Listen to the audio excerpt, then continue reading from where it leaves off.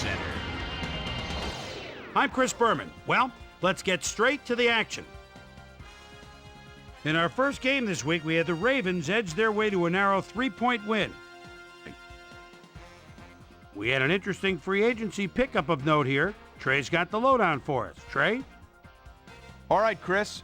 Let's switch gears and talk about players that'll have new homes in the National Football League, as free agency continues to play such a huge role in determining a team's makeup. Antoine Smith is going to find himself with a new club, and he'll be in a new tax bracket too. 2 years, $1.8 million. This guy is on the move as well, as he signs a 3-year contract with the Titans.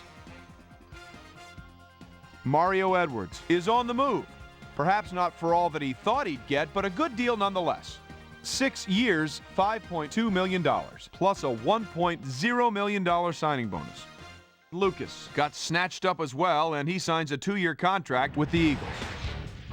Corin Robinson stepped it up this week and gave his team some added firepower for the win. In a long-standing NFC rivalry, we had the Packers pick up their first win of the year. Dante Stallworth pulled down 100-plus receiving yards and helped his Saints beat the 49ers. Up in the Motor City, Detroit, we had the Lions come away with a 2-point nail-biting win. Broncos, Jaguars.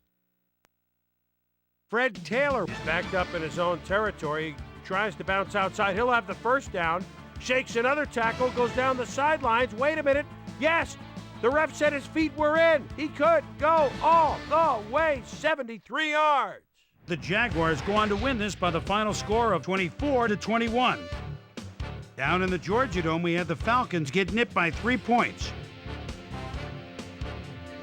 The Patriots unleashed over 400 passing yards in the victory at Tempe, Arizona. The Vikings won in impressive fashion on the road and will now head home to meet the Bears. Jeremy Shockey had a stellar game, but all said and done, his performance wasn't enough to lift his team to a victory.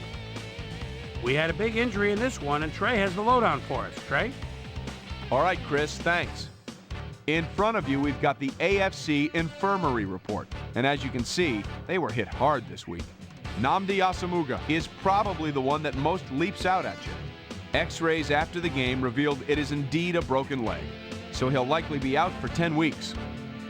In front of you, we've got the NFC list. And as you can see, they could form their own MASH unit. Mitchell might be the biggest loss on this list. Tests at the stadium revealed a broken kneecap, so he'll be out for the rest of the regular season. There's a chance, however, they'll get him back for the playoffs. So that'll do it for now. Chris, let's send it back to you. Browns, Cowboys. Quincy Carter is lined up a step or two outside the line of scrimmage at the 8. And, oh man, he pulls it off his shoe top. 6. The Cowboys win this one by the final score of 34-28. Chris Chambers had over 50 yards receiving and helped his Dolphins beat the Bengals. In a long-standing AFC rivalry, we had the Colts pick up win number 2. Off the Missouri River in Kansas City, we had the Chiefs stroll away with a 14-point win. Over in Oakland, we had the Raiders drop this one by 17. And in our final game, we had the Chargers come away victorious. So, 2 weeks into the books here on ESPN, here's my prime time performers for week number 2, and each is going to get a game ball. That'll do it, sports fans. I'm Chris Berman, and thanks so much for joining us here in the Bristol studios. We'll see you next week right here on ESPN, the worldwide leader in sports.